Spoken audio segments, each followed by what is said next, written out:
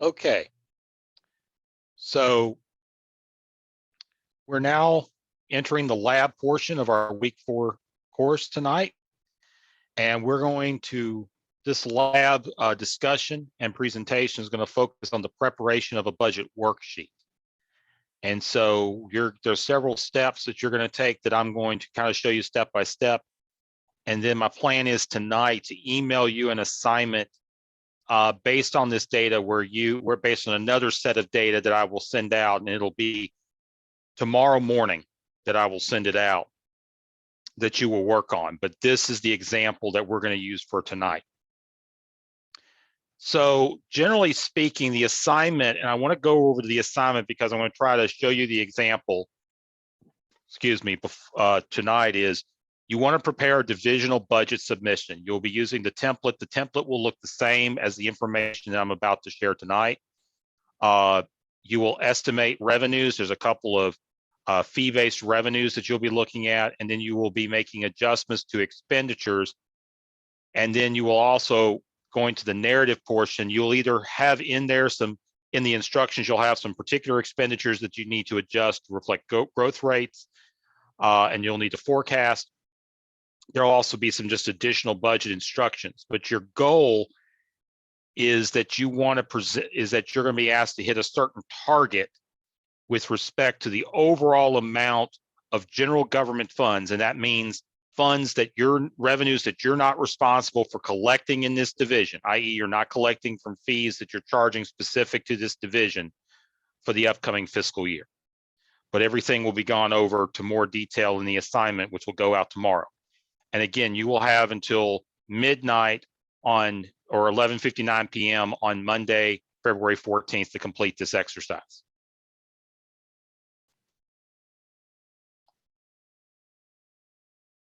So let me switch screens now.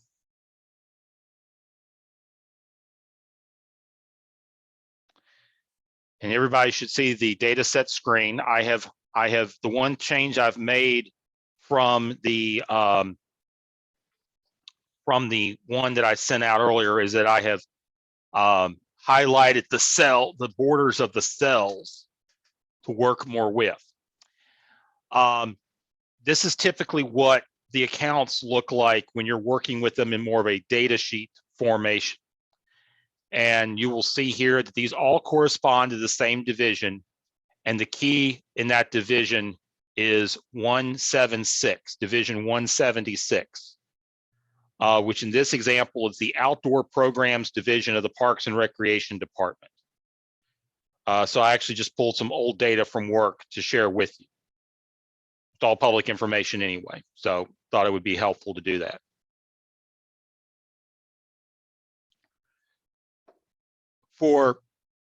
You have this first column here shows you the revenues and expenditures, and I want to drill in a little closer so you can see it.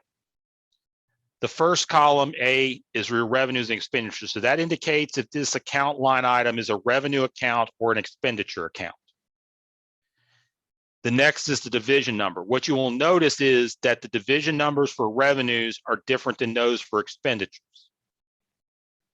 And that's done internally by us, but what you will see is they all have the 176 in it. In the expenditure accounts, it's the last 3 digits of the number. In the revenue accounts, it's the 4th through 6th digits of each number is 176. So they're all the same. Next is the category, and this gets to the categorization that Dr. Meixell talked about. In revenues, you can have a variety of categories. Intergovernmental means money coming from other levels of government. In this case, this accounts for a state grant. Sales and services, which is very common with Parks and Recreation departments, represents accounts for programs and services that are fee-based. So some kind of fee is charged for the use of them. We have a ropes course. We do some training at the ropes course. We sometimes provide transportation for groups. We have a park where we have some rides like a carousel. We have a 100-plus-year-old carousel that we provide rides at. This pool is not a pool, it's actually a spray park, but it's called pool because we actually operate another pool. The duck blinds, private blind registry, we have a reservoir that we manage. There's a lot of duck hunting that goes on there. If those of you who are familiar with what a duck blind is, we allow a certain number of duck blinds each year, and people have to pay a registration fee for those. But basically, there are places inside the water where people can hide behind a pallet, for lack of a better word, and be able to shoot ducks. We also have accounts for concessions, occasionally for some pool concessions. You can see it's not a lot of money. We have people who can rent the spray park. We have a general concessions account because we have a concession stand at the park where the spray park and these rides are at. We also have the ability to rent equipment, which is typically canoes and kayaks because we have a paddle trail along the Tar River. So those are the examples of our revenue accounts. Expenditures are pretty straightforward. You have your salary accounts and your benefit accounts, which tie into different types of salaries like regular full-time wages, overtime, part-time. Longevity is not something I'm going to have y'all worry about, but it is in there. Have y'all worry about forecasting, but it's something that you all will have in there. Then you have your benefits. And even with the regular benefits like FICA, retirement, and hospitalization, you also have workers' compensation, which I think we've got a little bit of money in there. That's if people get hurt. And then you also have a travel allowance, and that's tied to select full-time employees. What I will do is that the last column is notes. And what I will do is that those areas where I want you to do some forecasting or some adjustments, I will include in the notes what I expect you to forecast. I will further explain this in the instructions I send out tomorrow.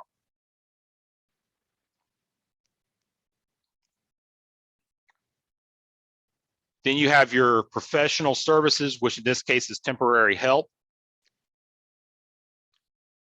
which is usually an account you transfer money into if you run into a situation where you're not able to just hire part-time through the city. So this is not an account that you would necessarily appropriate in a budget. Some departments do because they know they're going to have to use temporary help, or they use temporary help to bring on people that they eventually hire full-time. Then you have your operating expenditures, and you can see what those are. You have obligations, which is a maintenance and service contract, and then you have two capital outlay accounts, one for motor vehicles. There is a vehicle or two that are assigned to this division, and then for other equipment, which may be other equipment that has a value that would be construed as capital, which means it has a value over $1,000 and has a service life of greater than a year.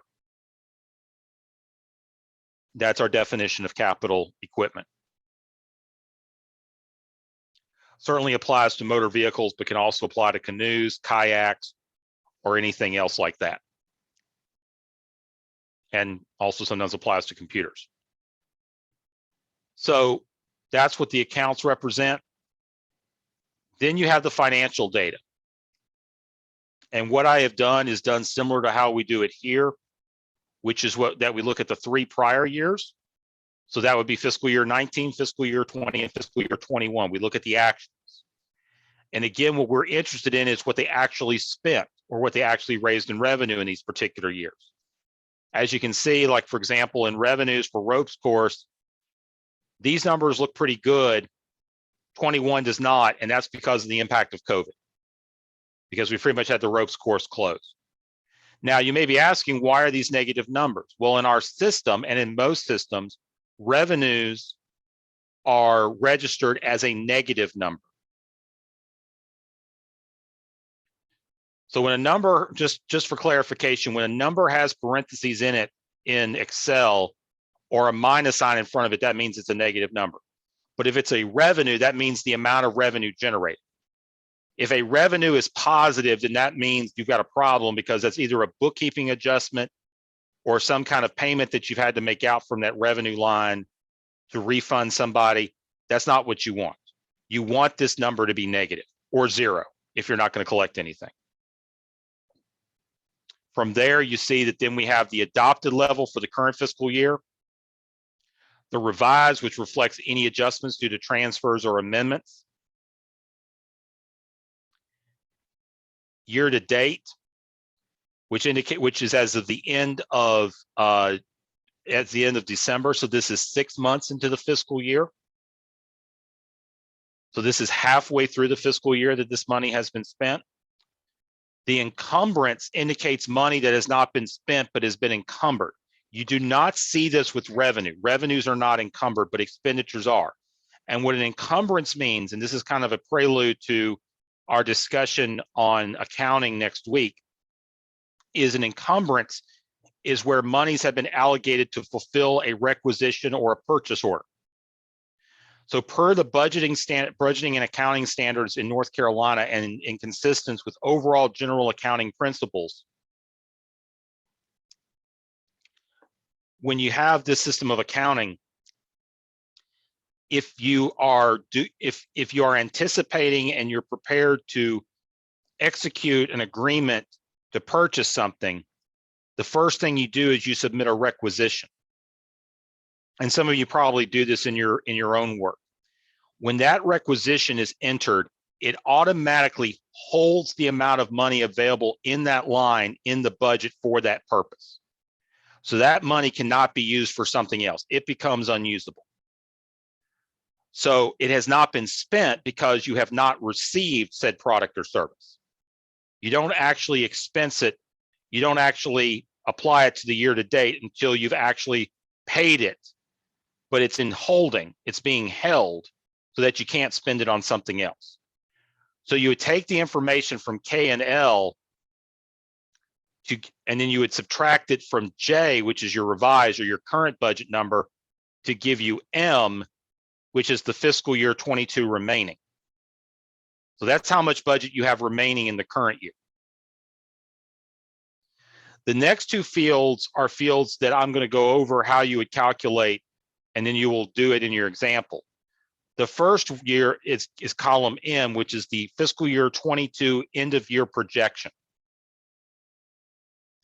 So this is what you anticipate the number being based on prior performance and the performance over the previous six months of the current fiscal year, what you anticipate that number being for at the end of the current fiscal year. And then fiscal year 23 recommended, based on the instructions that I provide you in the notes and in the assignment, is how much you would like to budget for that line, whether it be revenue or expenditure, for fiscal year 2023, the next fiscal year, the year that you're submitting a budget request for.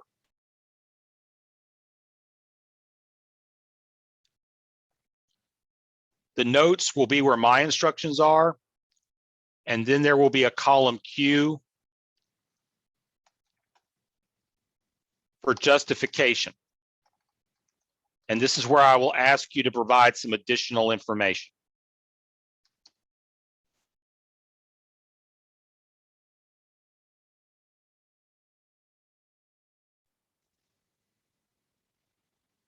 And that will be part of the assignment. Are there any questions at this point?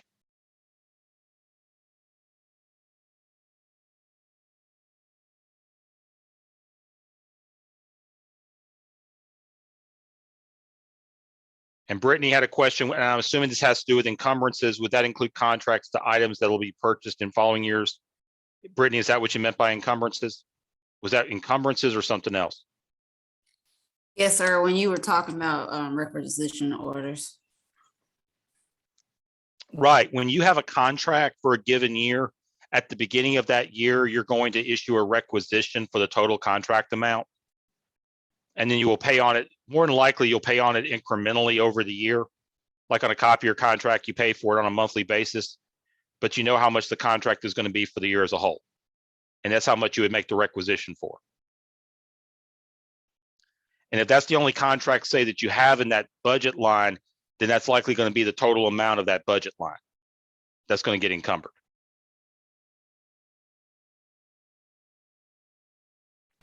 Professor Hunter, just so I'm clear, we're gonna have class Monday, right? Monday night? So And what then, we're going to have, because that's one of the nights that I'm doing asynchronous, is that I'm going to have recorded lectures. So if you have questions with respect to this lab, just email me. okay.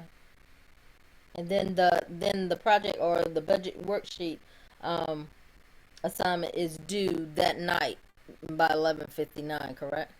That is correct. But what I'm going to do is the lab recording for next week, any questions that have been given to me, I'm going to further explain them in that lab recording. Okay. So there will be some information that you can use as you finish up your lab assignment.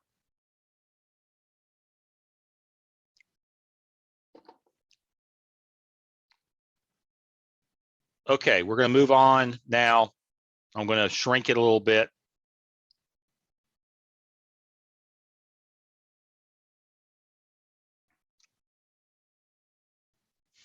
So let's say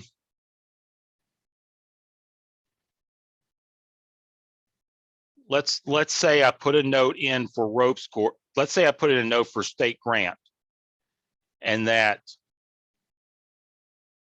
I say scheduled to receive $20,000 grant for capital equipment purchase in FY 2023. And with this one, I'm going to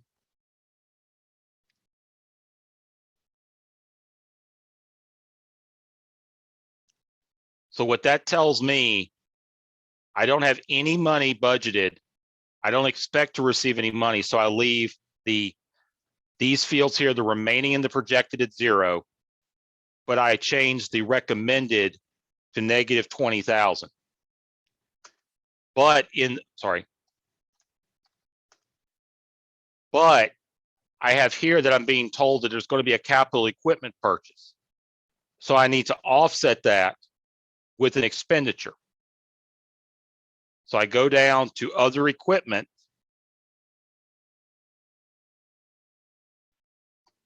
I put in 20,000 positive to show that that money has been properly appropriated. I go over to judgment. I go over to the justification column, column Q, and I type in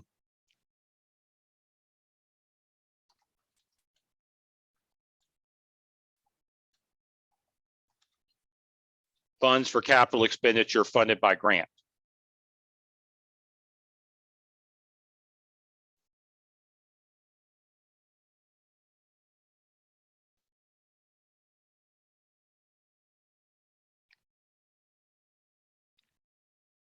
So let's say with ropes course, we're not going to make, let's say, okay, year to date, I haven't seen anything.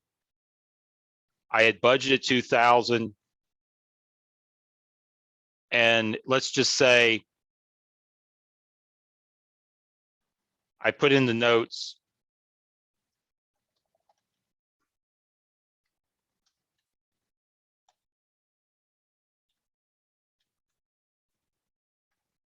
that I expect 25% attendance compared to FY20 in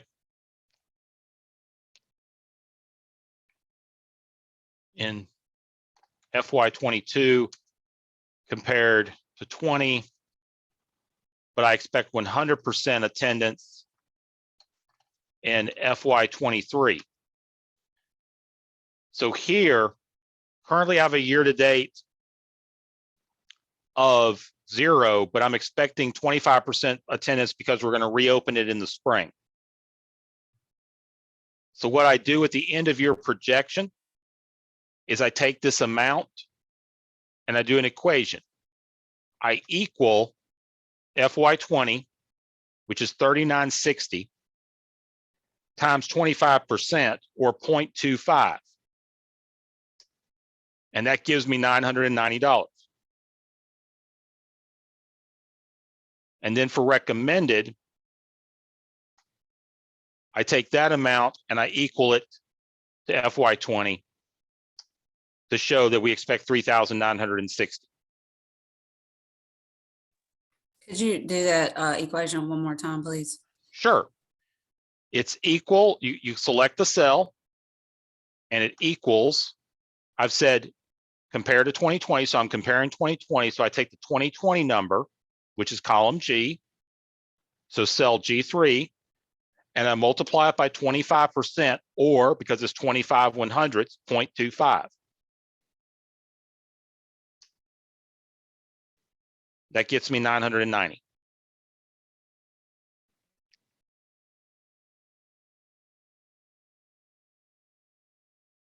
And which cell did you put the 990? Column N for end of year projection.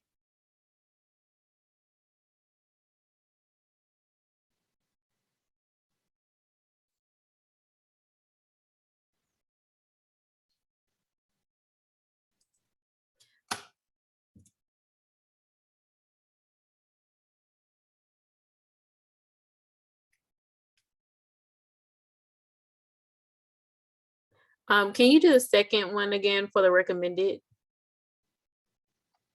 The recommended is just simply an equals, and the cell that I'm referencing back, because I expect 100% attendance compared to fiscal year 2020, so I expect to receive the same amount of revenue as I did in 2020. So I just simply equal G3, and that goes into O3. So O3 equals G3,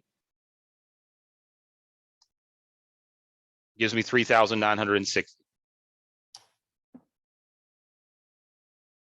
Gotcha, thank you.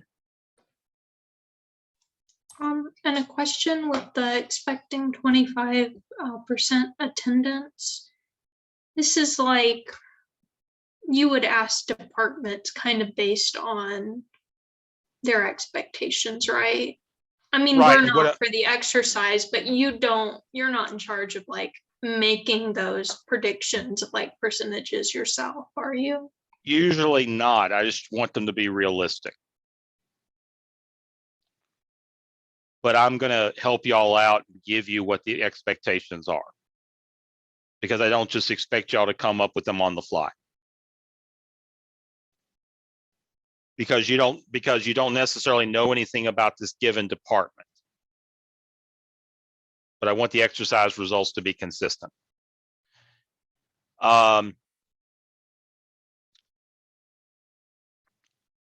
I could do similar things with rides and pool, but in the interest of time, I'm not going to do them.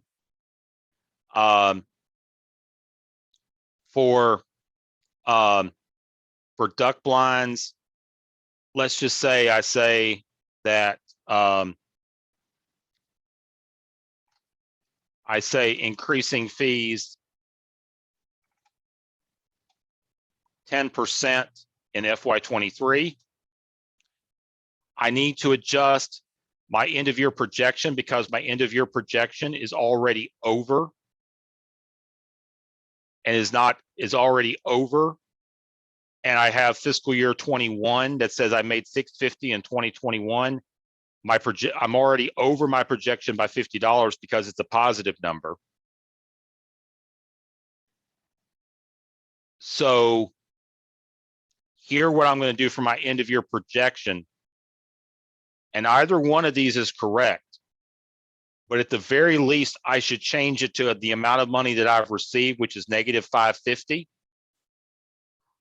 Or because I'm already 6 months in, I could say that I should at least get my previous amount, which is 650, and change it to negative 650.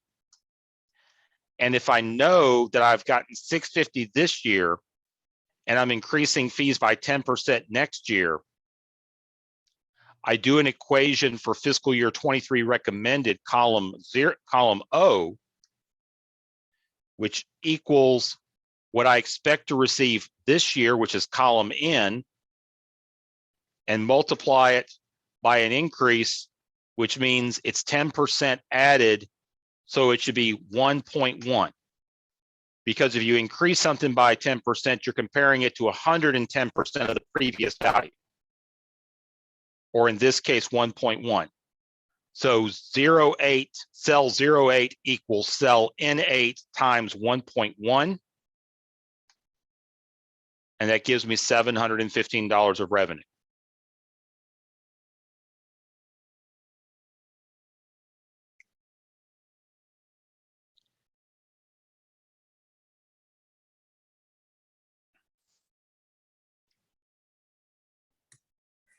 Can you tell, how did you get the 650? I'm sorry, I missed that.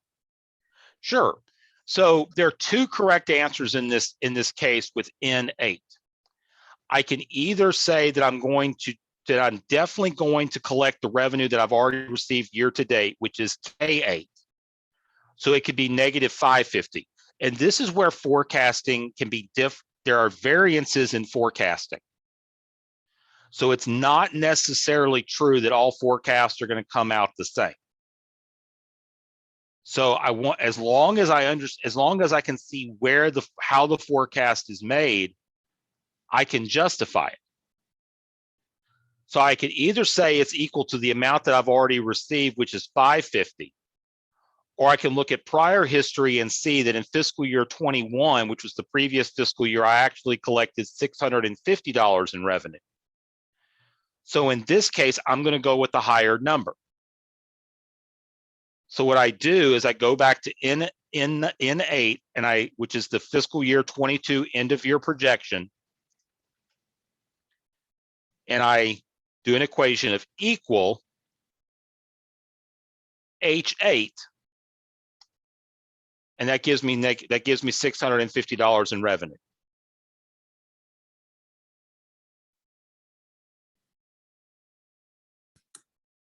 Thank you. Okay. So is 08 the amount that's in N8 with the 10% increase? Yes. Okay.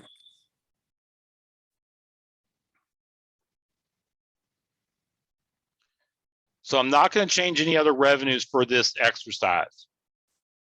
So now let's focus on expenditures. So let's say I put in a note that say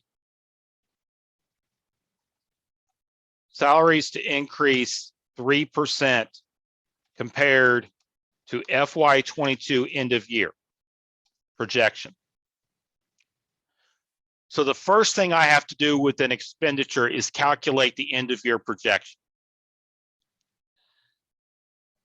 What I already see is that I've already spent through half of the year, I've already spent $40,116.97. So if I've spent 40 of that much on half a year, and I don't expect any changes in salaries on an individual level, then I know that that's half of how much I plan to spend. So for column N13, for cell N13, I do an equation equal the amount in K13 times 2, which gets you $80,233.94. I then, for cell O13,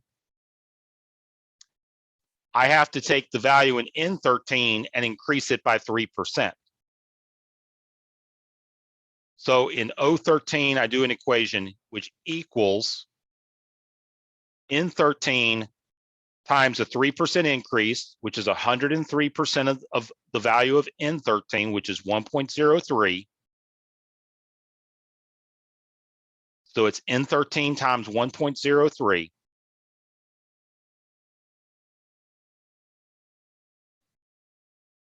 Equals, and it gives me the amount to budget for fiscal year 23.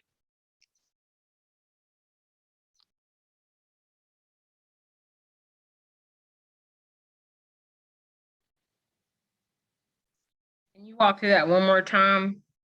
Sure. So to start with, if I give a note that says salaries to increase 3%, let me if I give a note that says salaries to increase 3% compared to fiscal year 22 end of year projection, the first thing I want to do is go to the row, go to the cell, which is that projection. First of all, what I want to do is calculate what the projection is going to be. Sorry. So I know so far through 6 months or 1/2 of the fiscal year, I've spent $40,116.97. So in the projection field, I do an equation that equals the value of $40,116.97 or K13, and I multiply it by 2 because I'm basically doubling that number. And that gets me the projection for the current fiscal year 2022. Now I've got to add 3% to it for fiscal year 2023. So I go to the next column over, which is my 2023 recommended column, cell 013. And I do an equation which equals N13, my current year projection, times a 3% increase, which is 103% of that value, which is 1.03. Enter, and it gives me the amount. Thank you. And Amelia has her hand raised. I don't know if you can see her. Amelia, yes. Oh, yes, sorry. I probably have a really silly question, but I guess I'm confused why the revenues are negative numbers and then the expenditures are positive numbers. So the reason why is because typically the way these things work in these accounting systems is that everything is kept in the same table. And so when you're comparing to get net amounts for balancing, you have to have negatives and positives. Okay.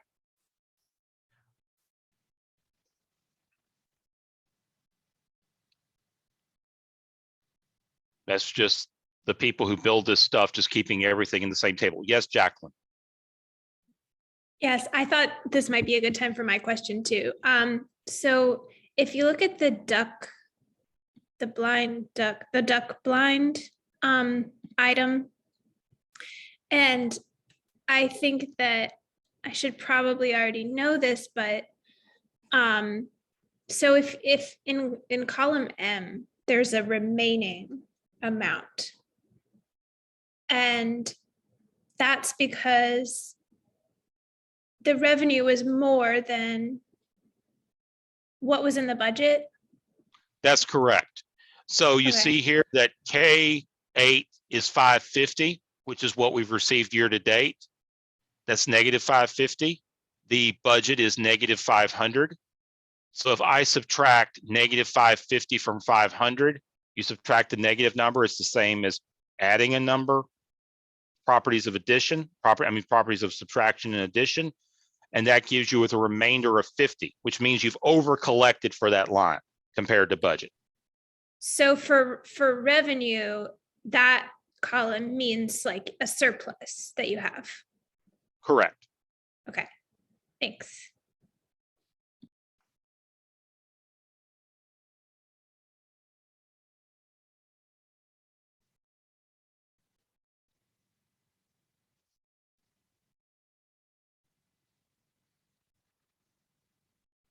So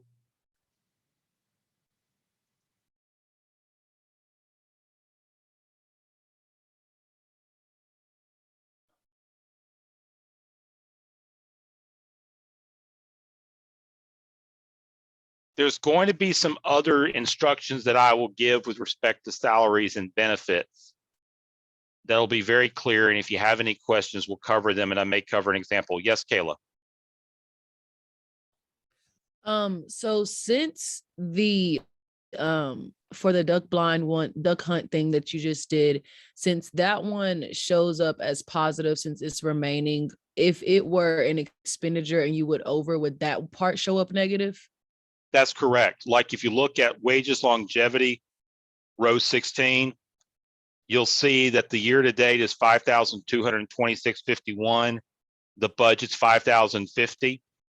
And you'll see that the dollars remaining is negative 176.51, which means there's a deficit. Okay, thank you.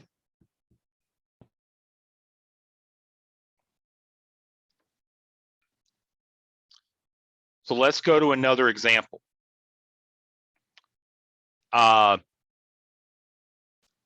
Let's go to row 27, which is fuel. And let's say for fuel,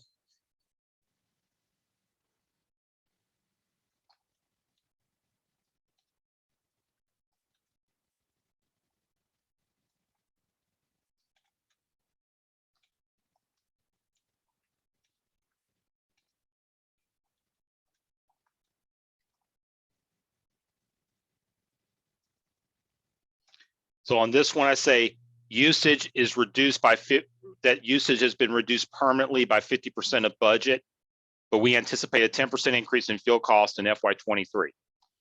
So I have $500 budgeted. I haven't spent a lot in it, but I'm going to play conservative. When you're projecting budgets, conservative means on the expenditure side, when you're being conservative with your expenditures, you want to try to capture as much possible expenditure activity as possible. Because the goal with being conservative is that you want to underestimate revenues and overestimate expenditures to see what the worst case scenario is with respect to balancing the budget. Let me repeat that again. When you're being conservative with budget projections, you want to underestimate revenue generated and overestimate expenditure costs so that you are factoring in a lesser or worst case scenario with respect to balancing the budget.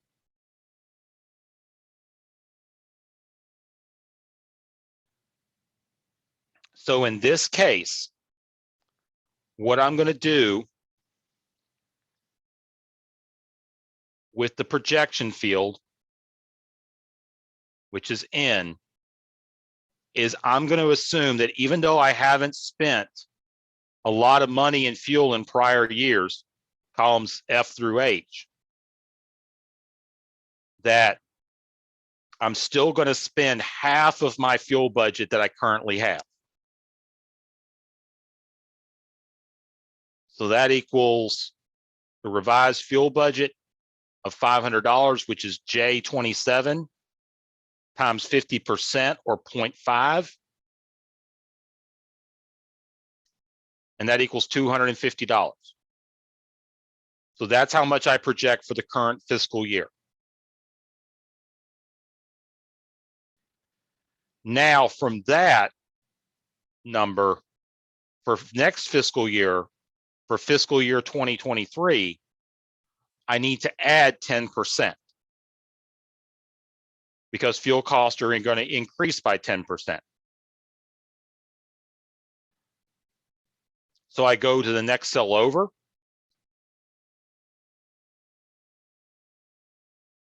And I type in that I type in a formula that it equals the current end of year projection for the current year, which is cell N27, times a 10% increase, which is 110% of the current value, which is 1.1.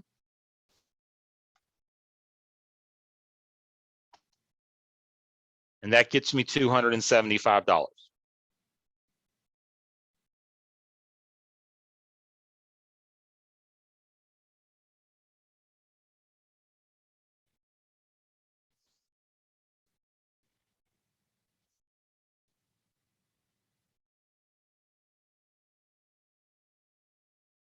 I have a quick question Yeah, with like the conversation we were having earlier about the reading, like it's physically responsible to budget conservatively so that you don't run up short. But at what point, if you're looking at a chart like this and you see that they had like $25 in fuel like 3 years ago and have really not been spending on it since, would you move it into that category of like,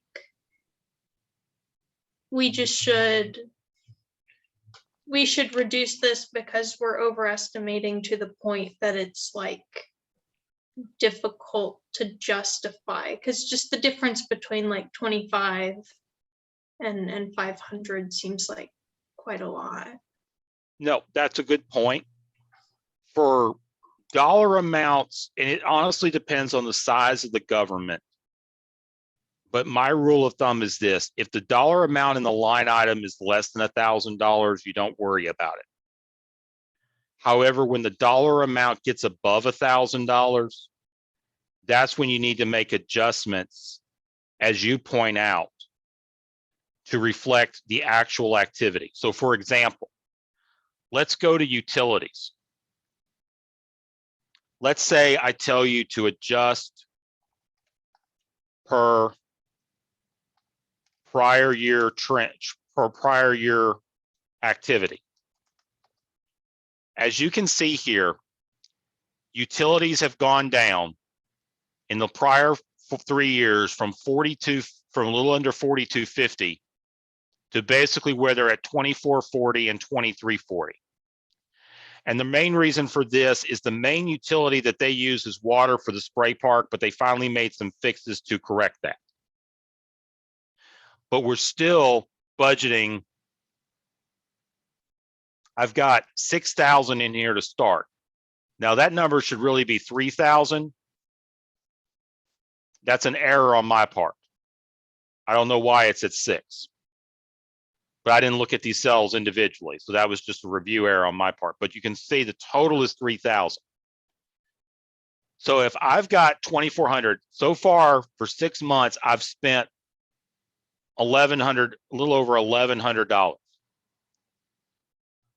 Based on prior year activity,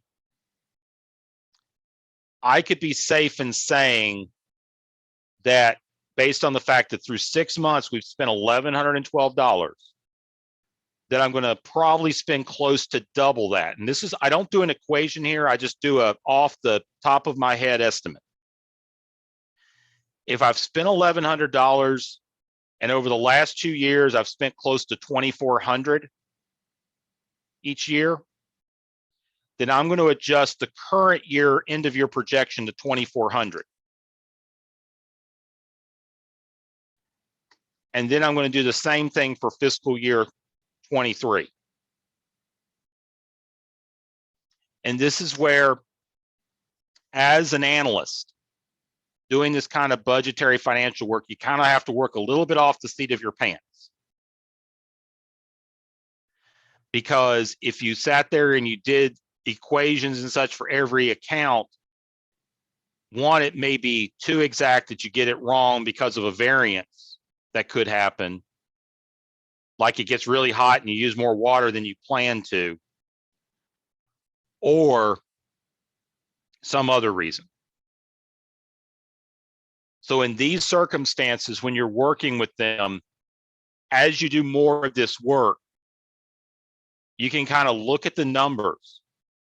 And if you see that one number is 2440 and one next number is 2340, close to the average of those two numbers, rounded up, is 2,400.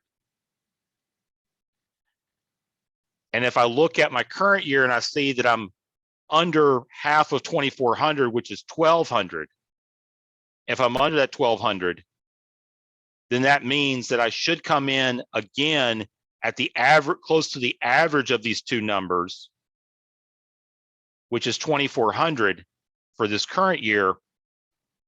I've asked you to adjust for prior year activity so that can carry over into next year.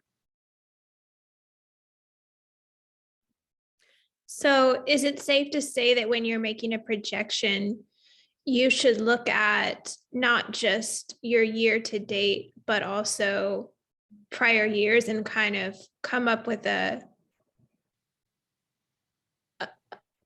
a projection that makes sense combining those pieces of information? Unless I instruct you differently, yes. Unless I explicitly instruct you in a different way.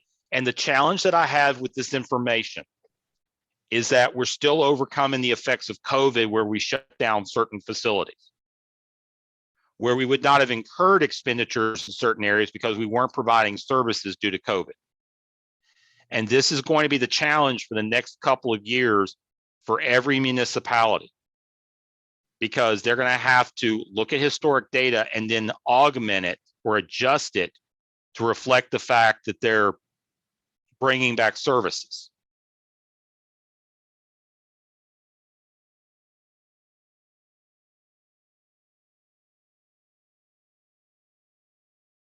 So let's say, so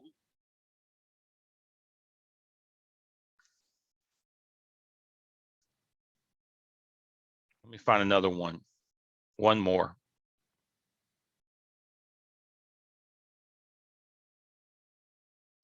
So sometimes you will find examples like this. This is column, this is row 38, other services.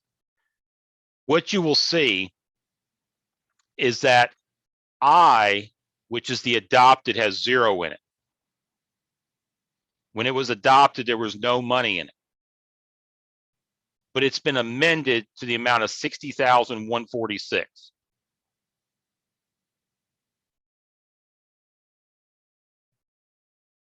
Other services, and you see these types of accounts in line items, is kind of a grab bag account, which means it typically represents various services or activities or expenditures that don't necessarily align with the intent of other line items. So you may have a project that's not capital in nature, that doesn't necessarily meet the defines of a legal obligation, that you would fund in an account like this.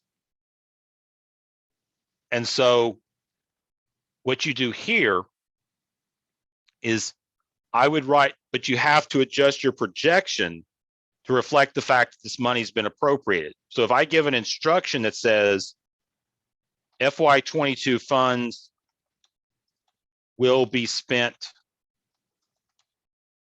in entirety in FY22, and then I say request 20,000 in FY23 to start new program, that means for the end of year projection for the current year, it equals the budget, which in this case is J38 equals J30, N38 equals J38. And then O38 equals 20,000, which is our request for 23.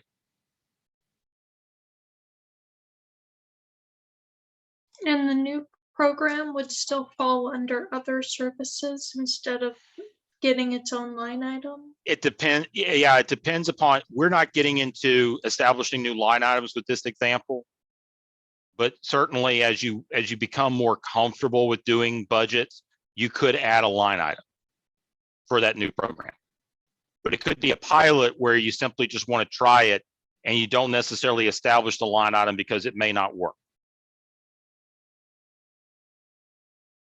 Make sense? Yeah, thank you. Okay. So the last thing that I'm going to ask y'all that I'm going to cover tonight, and that'll be part of it, is that I want you to take this information and create a pivot table to summarize this information. And I showed how to make a pivot table last time. So I go up to insert. I click first option on the left, which is pivot table. I click on the table icon to go through the wizard. I make sure all the cells that are being used are highlighted in this table range. There are 45, there are 44 accounts plus the header row. So A1 to Q45 is correct. I want it in a new worksheet. I click on OK. And I come to my builder, which, as you can see, here's a new worksheet, sheet 1. And what I want to do is I want to set it up to where I look at it by category, and that I've identified, and that I do some degree of separation between the revenues and expenditures. Because what I'm interested in is I'm interested in the revenues per category and how they compare. I'm interested in the expenditures by category, how they compare. And then I'm interested in the net value, which that net value, which is the revenues minus the revenues over expenditures, tells me how much money I'm going to need from general taxes to fund the operations of the department. As Mike Sell talked about, most of these operations in government are not funded directly through the revenues they generate directly. So I want to set up my rows based on certain characteristics in the pivot table. So the first one is revenues and expenditures. So I drag and drop RevEx, RevEXP to rows. And you can see here, it's set up row labels of expenditures and revenues. And then the next one that I'm going to drop below that is category. And you can see here, it has the expenditures, and then it has the revenues. The reason why the expenditures are ahead of revenues as a row label is because Microsoft automatically arranges them in alphabetical or numeric order. So E comes before R. If you want to switch it, you just click on the cell for Rev, get to where you get to the move cursor, which hopefully you can see, it's the 4-pointed cursor. Hold it down, drag it up to above the EXP row, and you'll see that Rev moves above EXP. But you don't have to do that. Now I want to see the values summed up by each of these groups, by category, and then by whether it's a revenue, expenditure, and then you have the grand total below. So what I'm interested in really is the FY21 actual, last year's actual amount. So I drag that down to values, because this will sum the values based on the identifying information in the row labels. Next, the revised fiscal year 20, the adopted and the revised fiscal year 22.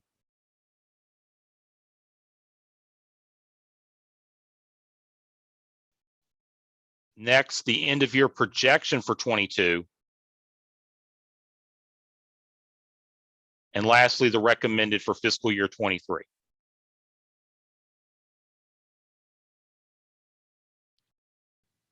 Now, one of the things I don't like about how Microsoft sets up its automatic settings when creating pivot tables is, for some reason, it puts the sum at the top for the items below it. So you see here, you've got these two revenue lines, and this field here for sum is above them. That's not easy to understand. So what I want to do is change it to where this number, like say $41,123.76, appears below these two levels. So I go to design, which is on the far right of the top ribbon, and I go to subtotals on the far left, click on the drop down arrow, which is below subtotals, and I change the setting to say show all subtotals at bottom of group.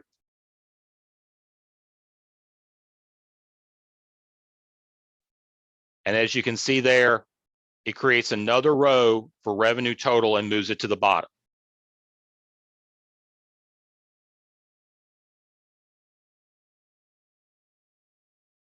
Now I want to reformat these numbers into more of a way we would look at it from accounting. So I highlight all these rows at the top.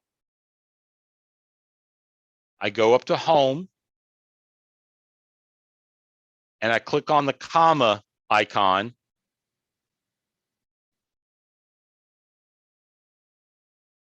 And it gives me the information.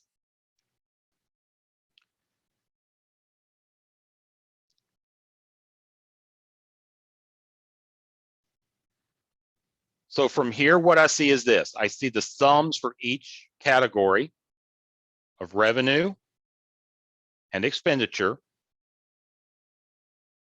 And I see how the recommended compares to the end of year projection as well as to the revised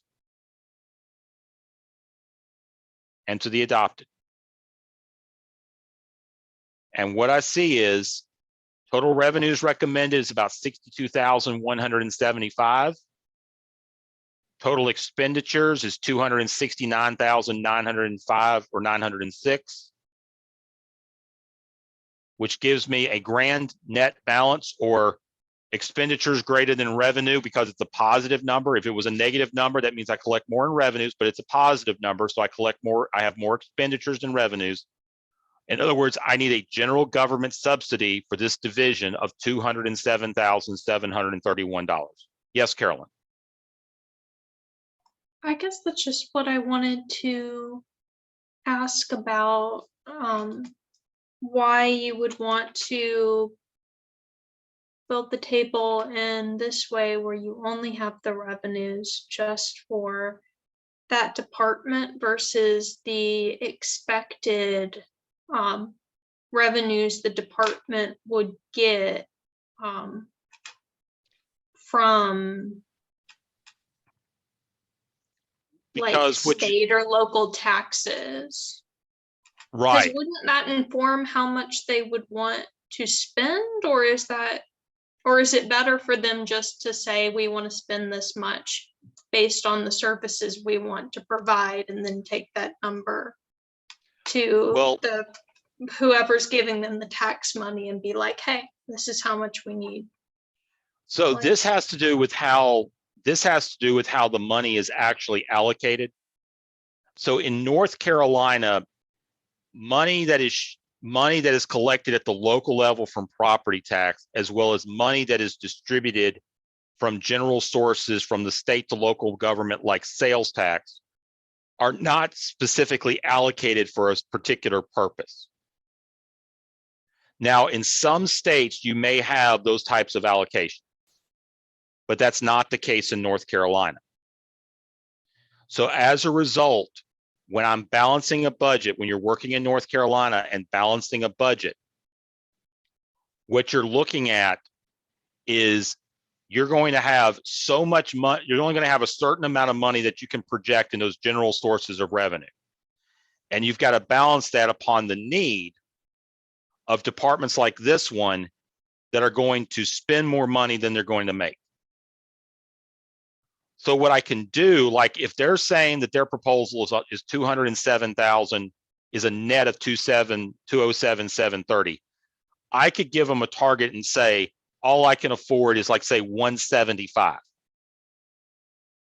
So what they've got to do is either find ways to increase revenue that they control, or find ways to cut spending to get this 207 down to 175.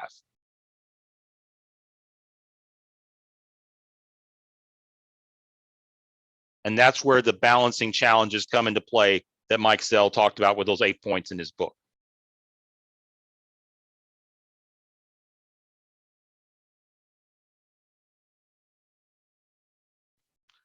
Are there any other questions at this point?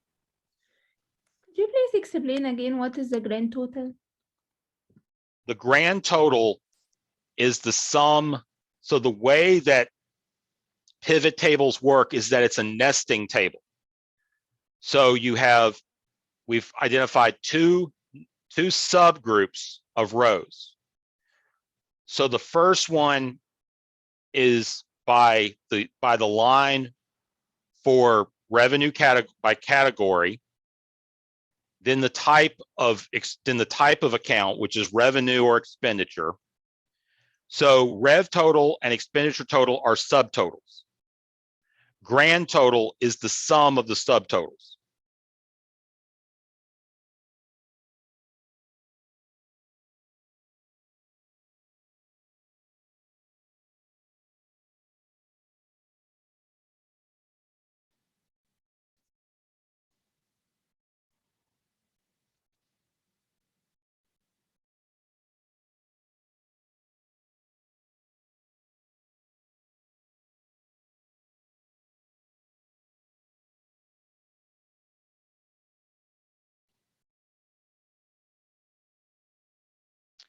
Okay. So with the information that I have shared in this exercise, you should be able to complete the assignment that I will distribute tomorrow morning. If you have questions, you are free to email me or call me or text me. And based on the questions that I receive, like say by Sunday, I will use them to prepare a video which you will have available Monday morning that'll deal specifically with that assignment. So it'll be the follow-up to this lab. So next Monday morning, you will have access to 2 videos. You will have the lecture video for the discussion on governmental accounting and financial reporting. And then you will have the lab video, which will be a follow-up to our discussion tonight. I wish I could do it live, but in order to fulfill this class, I have a work commitment that I have to be at Monday night, which is why I'm doing synchronous and asynchronous discussion.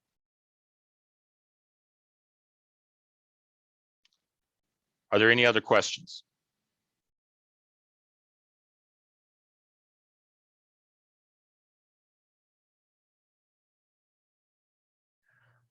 Okay, well, thank you all very much. I appreciate your time and patience. And I will talk to you live in 2 weeks. Best wishes and be safe. Thank you. Thank you. Thank you very much.